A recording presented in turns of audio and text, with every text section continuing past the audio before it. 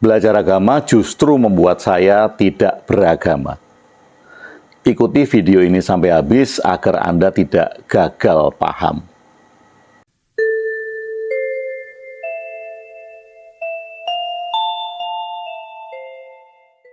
Seorang teman pernah bertanya kepada saya, "Kenapa kamu tidak beragama?" Saya jawab santai dan sederhana. Saya jawab, karena saya belajar agama. Nah, ini kedengarannya ironis. Bahkan mungkin bagi sebagian besar orang terdengar provokatif. Tapi sebenarnya maksudnya itu tidak sesederhana itu. Nggak sesederhana ketika mengatakan tidak beragama lalu tidak ada aturan. Tidak beragama di sini itu bukan berarti hidup sembarangan, kemudian tidak bermoral, atau bebas tanpa arah, semau gue, seenaknya. Tapi bagi saya ini sebaliknya. Tidak beragama itu berarti tidak terikat secara formal dengan lembaga agama manapun. Tidak terikat secara formal dengan lembaga agama manapun. Namun, walaupun tidak terikat formal dengan lembaga agama manapun, tetap memilih hidup dengan integritas, dengan tanggung jawab, dan dengan kesadaran penuh sebagai manusia. Jadi 3 kata kuncinya adalah integritas, tanggung jawab, dan sadar.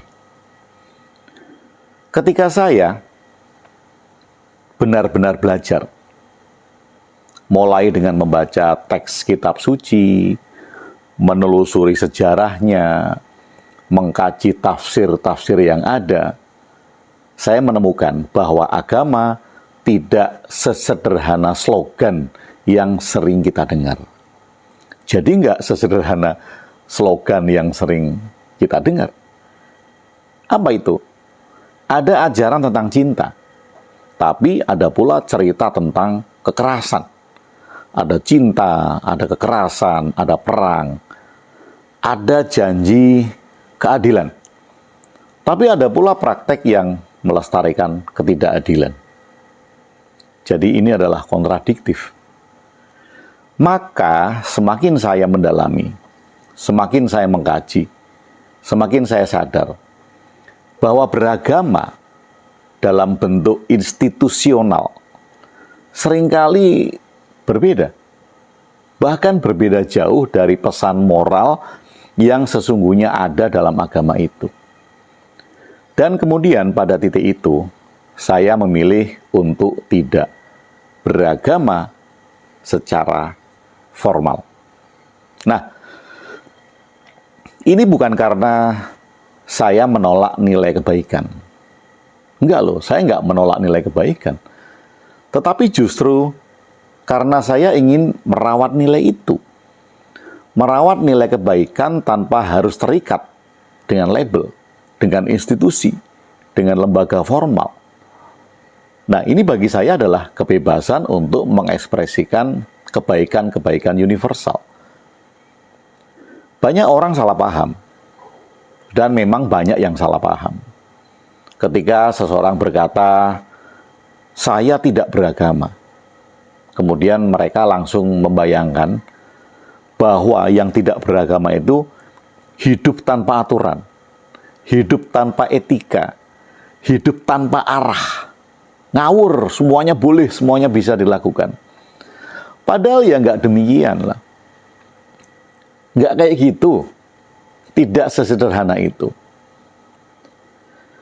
Bagi saya, tidak beragama itu justru berarti bahwa, satu, saya tidak menyerahkan otoritas moral hidup pada lembaga. Loh, iya kan? Berarti kan saya tidak menyerahkan otoritas moral hidup saya pada lembaga atau institusi atau ya lembaga formal agama. Kemudian kedua, saya tidak tunduk pada dogma yang seringkali loh, lebih melayani kepentingan kuasa daripada nurani. Banyak dogma yang kemudian lebih melayani kepentingan politik, kepentingan kuasa. Kemudian ketiga, saya memilih jalan hidup di mana integritas pribadi dan tanggung jawab sosial menjadi kompas utama. Nah, ini penting ya. Integritas pribadi dan tanggung jawab sosial itu menjadi kompas utama. Nah, dengan kata lain begini. Tidak beragama bukanlah kebebasan tanpa batas. Jadi ini perlu ditekankan. Tidak beragama itu bukan kebebasan tanpa batas, melainkan kebebasan untuk memikul tanggung jawab penuh atas hidup saya sendiri. Jadi kebebasan itu untuk memikul tanggung jawab penuh atas hidup saya sendiri. Bertanggung jawab terhadap diri saya sendiri. Integritas. Apa gunanya mengaku beragama? Misalnya, bila tetap korupsi. Apa gunanya kemudian punya simbol suci bila di lingkungan sendiri gagal menghormati orang lain? Atau banyak yang membiarkan mereka yang membutuhkan bantuan, nggak peduli dengan itu. Nah, bagi saya, ini adalah moralitas. Moralitas itu bukan berasal dari label agama. Sekali lagi, moralitas bagi saya bukan berasal dari label agama, tetapi dari integritas, yaitu kesatuan antara kata dan tindakan. Integritas, kesatuan antara kata dan tindakan. Dan itulah mengapa saya menolak memisahkan kehidupan pribadi dari kehidupan publik. Saya nggak bisa memisahkan itu, dan saya menolak untuk memisahkan itu. Nah, ajaran hanya bermakna bila nyata dalam laku sehari-hari. Oke, jadi ada orang yang pintar berteori, laku nyatanya enggak. Ini bagi saya nggak bisa saya pisahkan. Karena jika tidak, semuanya hanya jadi retorika yang kosong. Kayak tadi, pintar berteori, pintar ceramah, pintar menasehati, tapi langkah nyatanya nggak ada. Perbandingan lintas budaya itu bisa kita lihat.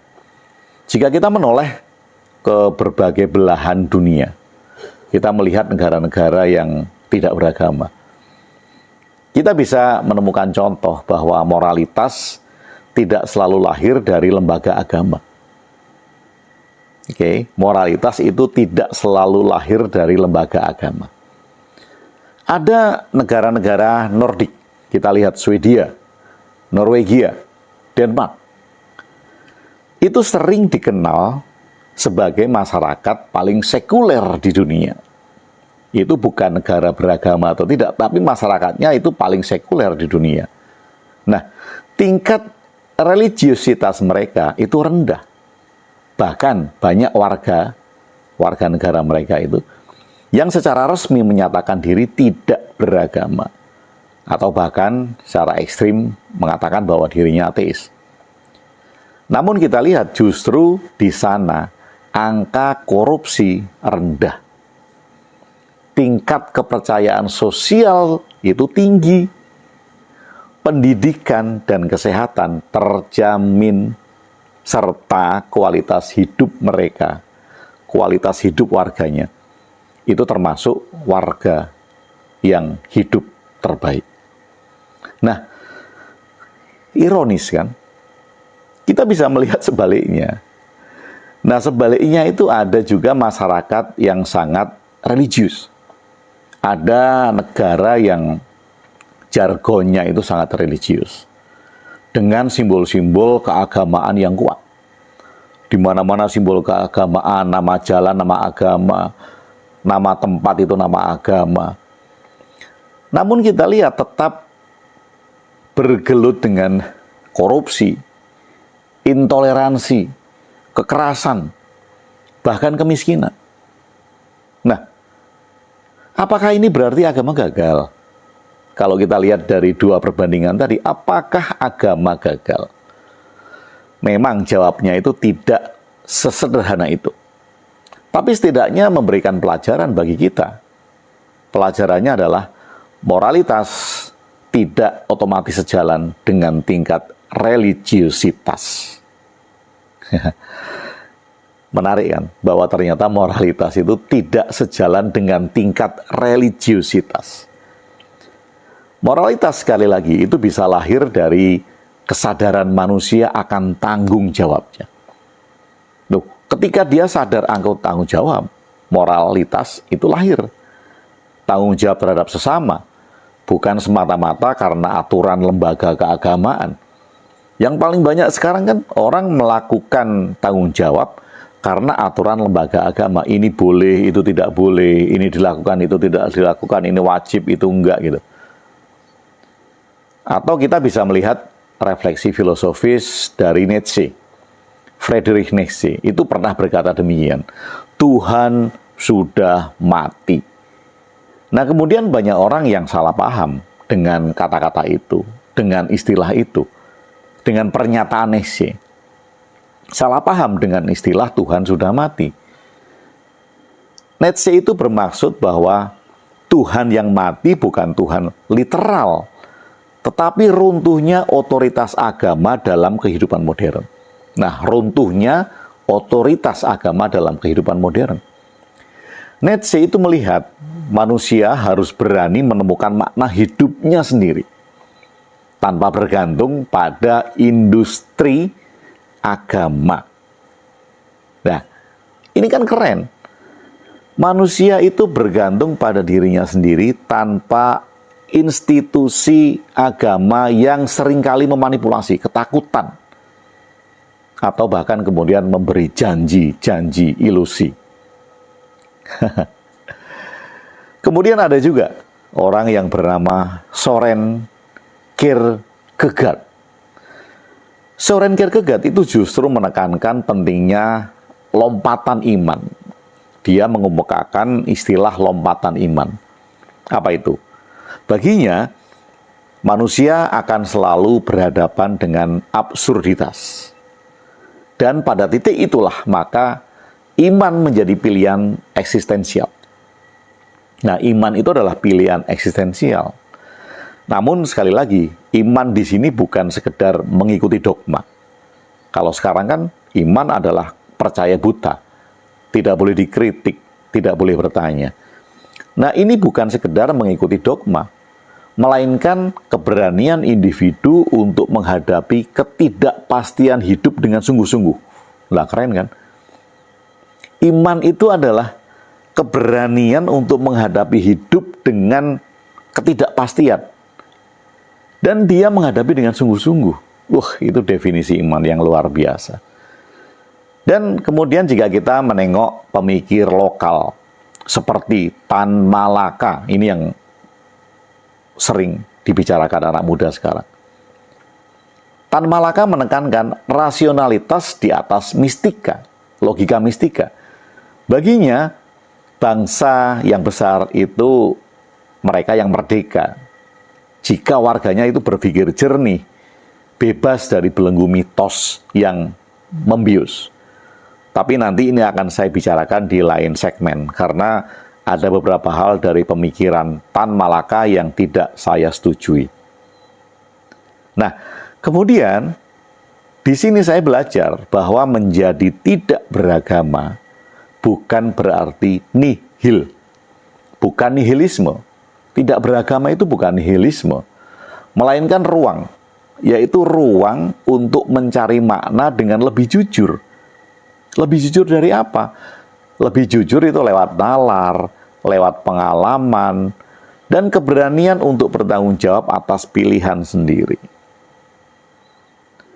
Teman-teman, jalan yang saya pilih, akhirnya belajar agama membawa saya kepada kesimpulan yang mungkin terdengar provokatif, terdengar aneh, dan terdengar nggak masuk akal. Bagi saya, belajar agama justru membuat saya tidak beragama. Kenapa? Ya karena bagi saya, tidak beragama itu bukanlah penolakan terhadap nilai-nilai kebenaran, nilai-nilai kebaikan, nilai-nilai universal dari kebaikan yang selalu ada di dalam hidup. Bagi saya ini adalah sikap untuk hidup jujur, sikap untuk hidup adil, sikap untuk bertanggung jawab tanpa harus terafiliasi pada lembaga apapun. Ini bukan sesuatu yang salah. Kita bisa berbuat baik tanpa agama.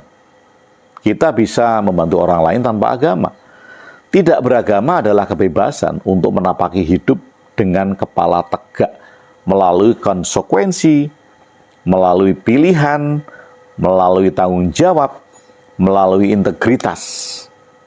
Dan yang jelas, kita akan menjaga semua itu tanpa perlu label atau pengakuan dari otoritas, tanpa pengakuan dari lembaga formal, tanpa pengakuan agamanya ini atau agamanya itu. Dan ya mungkin saja dalam dunia yang penuh kepura-puraan, sikap untuk tidak beragama secara formal justru membentuk keberagaman yang paling tulus. Paling tulus. Jadi, pertanyaannya bagi kita semua mungkin begini, dan teman-teman bisa menjawabnya. Apakah lebih penting berlabel agama, ataukah hidup dengan integritas dan tanggung jawab terhadap kehidupan? Terima kasih sudah mendengarkan sharing saya, dan silahkan berikan komen Anda untuk memperkaya pemikiran kita semua. Terima kasih. Salam damai, salam cinta, salam Indonesia Jaya.